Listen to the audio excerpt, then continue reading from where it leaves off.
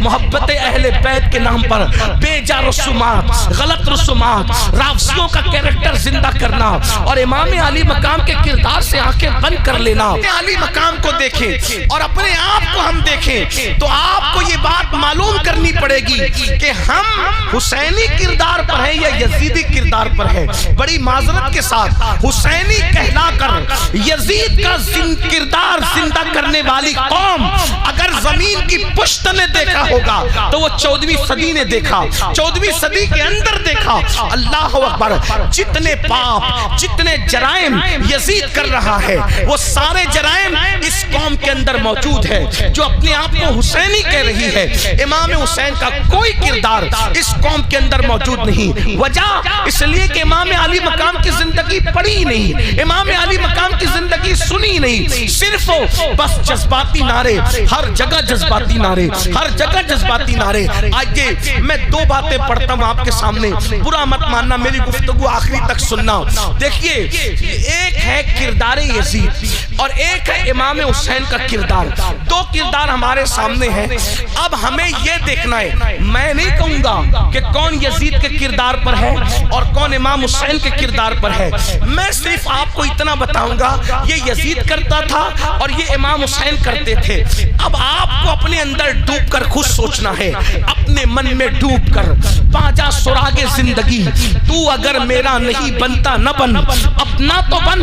یاد رکھنا، چٹنگ بازی کرنے والوں، اپنے آپ سے دھوکے بازی کرنے والوں، ایک دن موت ہے موت، جس دن موت کا فرشتہ آئے گا روح کا رشتہ تمہارے جسم سے ٹوٹ جائے گا، ہم بھی مریں گے تم بھی مرو گے، لیکن جب موت کا فرشتہ آئے گا تو یہ جو تم اور ہم چٹنگ بازیاں کر رہے ہیں محبت اہل بیت کے نام پر بے جا رسومات، غلط رسومات، رافضیوں کا کیریکٹر زندہ کرنا اور امام علی مقام کے کردار سے آنکھیں بند کر لینا، موت کے وقت پچھتاؤ گے، لیکن اس وقت پچھتانے سے کوئی کام نہیں چلنے والا، اس وقت ہاتھ ملنے سے، اس وقت آنسو بہانے سے، اس وقت تڑپنے سے، اس وقت بلکنے سے کچھ نہیں ہونے والا۔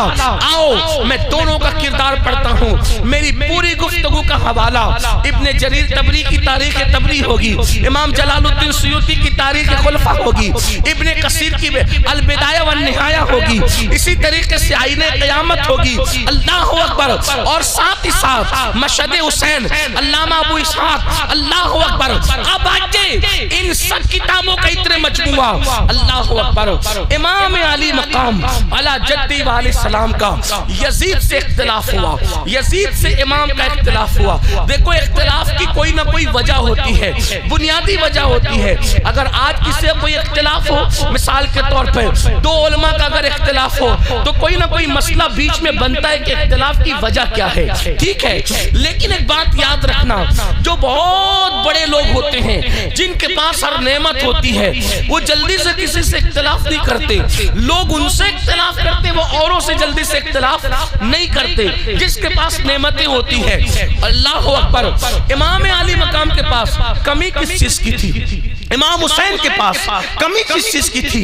حسن ایسا تھا، حسن ایسا تھا، علامہ عبد الرحمن جامی کہتے ہیں امام حسین اتنے خوبصورت تھے کہ جب رات کے وقت آپ گلیوں میں چلتے تھے تو لوگ آپ کے چہرے کی روشنی کے اندر راستہ طے کرتے ہوئے نظر آتے تھے۔ حسن و جمال کا عالم یہ تھا، اللہ اکبر۔ اور نسب کتنا اعلیٰ، جس کا نانا رسول، جس کی نانی ام المومنین خدیجۃ الکبریٰ، جس کے بابا علی مرتضیٰ، جس کی امی سیدہ فاطمہ زہرا، نسب اتنا اعلیٰ تھا، اللہ اکبر۔ وہ امام علی مقام علم بے مثال، حسن بے مثال، نسب بے مثال، خاندان بے مثال، تقوی بے مثال، طہارت بے مثال، خون بے مثال، سب کچھ بے مثال۔ ارے ان کا گھر بھی اتنا بے مثال تھا کہ اس گھر میں سید الملائکہ جبریل امین بھی اجازت کے بغیر داخل نہیں ہوتے تھے، ان کے گھر میں بے اجازت جبرائیل آتے نہیں، نہیں، قدر والے جانتے ہیں قدر شان اہل بیت۔ اتنا اعلیٰ گھر، ان کی امی اتنی مقدس تھی کہ جس کے سر کے دوپٹے کو کبھی چاند و سورج نے نہیں دیکھا۔ میرے امام کہتے ہیں جس کا آنچل نہ دیکھا مہ و مہر نے، اس ردائے نزاہت پہ لاکھوں سلام۔ لیکن امام نے اختلاف کیا یزید سے۔ یزید پلید، بدترین انسان، جتنی گندگیوں کے نام میں لے لوں ساری گندگیاں کم ہوتی ہے، یزید زیادہ گندہ ہے۔ ٹھیک، اتنا پلید ہے یزید۔ یزید کو کسی نے اچھا نہیں کہا، علماء اہل حدیث انہوں نے بھی اچھا نہیں کہا، ان کی اکثریت۔ وحید الزمان اپنی کتاب ہدیۃ المہدی کے اندر یزید کے بارے میں کہتے ہیں، وہ تو لکھتے ہیں کہ یزید تو ایسا تھا کہ اس نے کہا تھا معاذ اللہ ثم معاذ اللہ کہ بنو ہاشم پر کوئی وحی نازل نہیں ہوئی، ان لوگوں نے تو حکومت اور سلطنت کے لیے ڈرامہ رچا تھا وحی۔